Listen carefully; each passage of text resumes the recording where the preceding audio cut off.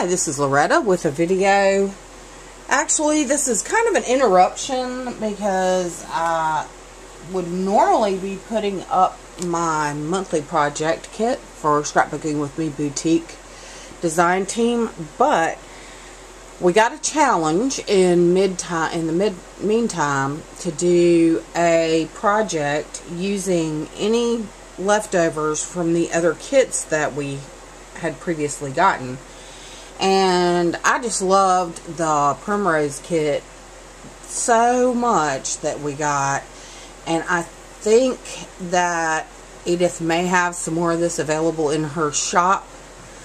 If you like this, I would go ahead and grab it. I will put a link to the kit in the video description down below so that you can see it. But what I've done here is I made a Mother's Day card, and I used the Prima Doll stamp set that says sending you lots of love, Mama, and I just cut out one of the elements from the Primrose collection and hand wrote in Mama. That's how I spell it. I know it's M-A-M-A, but anyway. So what I've done is I've just used a lot of elements from the collection. The collection had a sheet that had a whole bunch of cut-aparts. Let me move this out of the way so you can see that a little better. A whole bunch of cut-aparts like this. And the pattern on those is the same pattern as the rest of the paper, but it's smaller. So when I did the clothes for my Prima Doll, I was able to use some of those cut-aparts, which was great because the patterns match the paper perfectly, yet at the same time they are a little bit smaller, which is perfect for those Prima Dolls. Then I just layered up some of the paper here on the sides.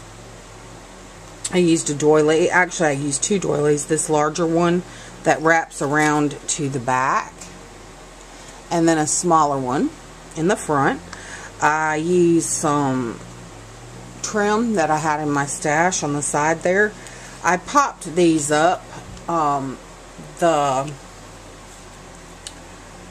The sign, the banner, and the doll I popped up on chipboard and then up on foam tape. I'm going to turn that and see if you can't. I don't know if you can see that on the side there underneath the doll's legs. But that's just to pop her up off of the page there some. And then I used the chipboard, the Prima chipboard that goes with the doll.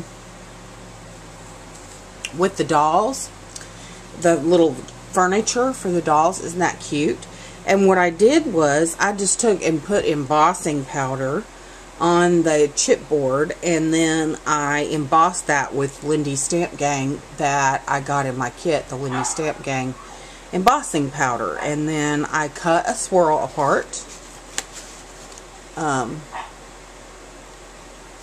cut a swirl apart and put part of it underneath the sign, part of it out from under the sign. I love to do lots of layering.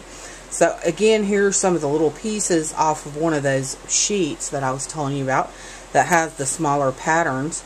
I used my, well, let me don't get ahead of myself. Then on the inside, I've just left it blank. I have not written anything in there yet, but I just used one of the lighter patterns so that I would be able to write a message in there for my mom. And so that's the card, and I just adore the way it turned out. I think it may be one of the cutest cards I made. I made this card a 6x8 because what I did then was I used my We Are Memory Keepers punch board, and I just made an envelope to fit the card out of the pattern paper. And what I did again was I used one of the cutout elements from the sheet, mounted that on chipboard, and then mounted that on some foam tape so that it would have a little bit of dimension coming off of that envelope. And I know that's kind of hard to see on camera. I took some of the Wild Orchid Craft flowers and I wanted them to match just a little bit better. So I distressed those with the Tim Holtz Distress markers and my and a paintbrush with some water, and I placed those in the leaf where the roses and leaf actually were on this little cutout, and then I put a little butterfly over the top of where the butterfly was on the cutout. So it just was super easy, no thinking type of design. And then on the back, what I did and what I always do is I cut off this flap that the We Are Memory Keepers envelope maker, punch board, whatever.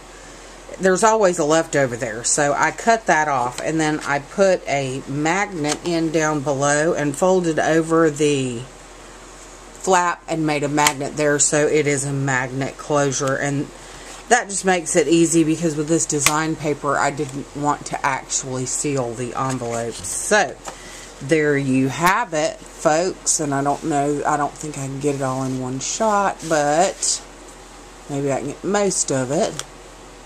So there is my little bonus project, and I hope you guys enjoyed it. If you have any questions, please let me know. Go check out the boutique. They always have the latest and greatest, and she's always got a good deal going on.